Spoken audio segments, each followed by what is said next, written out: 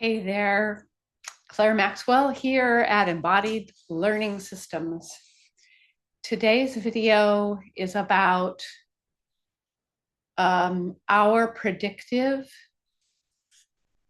brain and how it's always trying to take care of us, and how Alexander technique offers a very specific intervention in the cycle of inflows of sensory input and then interpretation of what that sensory input means by different parts of our brain, which is part of our nervous system, which is part of us as people. And this is something I've been working with my students on. It was prompted by a beginning dialogue with psychotherapists who are using something called deep brain reorienting, which is a trauma intervention that's had already a little bit of dialogue with Alexander technique as a practice. People are finally starting to notice that there's something about the Alexander technique practice that helps people slow down and is somehow helpful in that space where you're facing a very traumatic memory of some kind. Now, I'm not a psychotherapist. I'm not doing that. But I'm just really fascinated with the neuroscience behind it. It's all at the beginning stages. So this is a new kind of therapy. Everybody's curious about it. Everybody's trying it.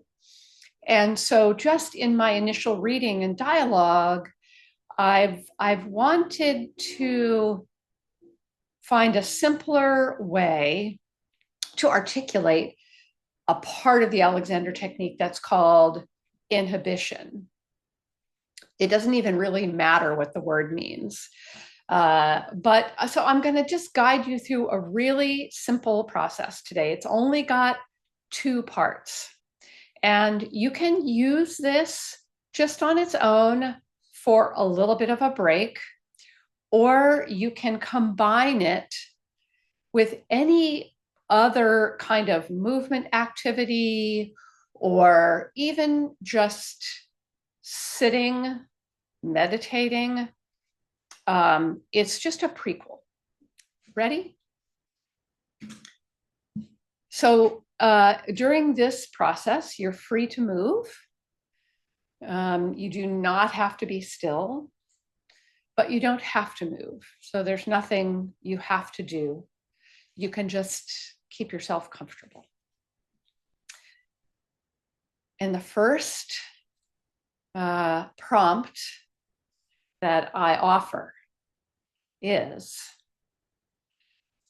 I can feel. So I'm feeling. I have sensory appreciation. I can feel. But I don't have to feel anything in particular.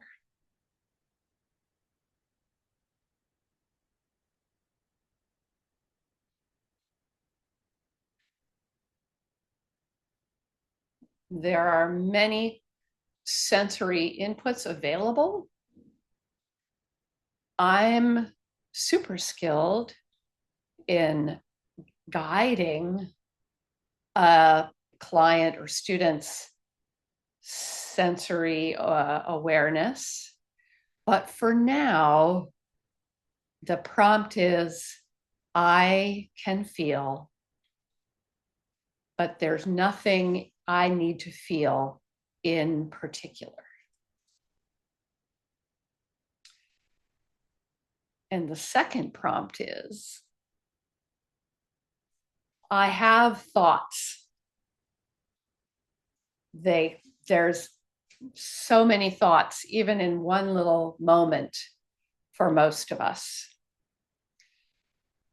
So I have thoughts, but there's nothing I need to think in particular.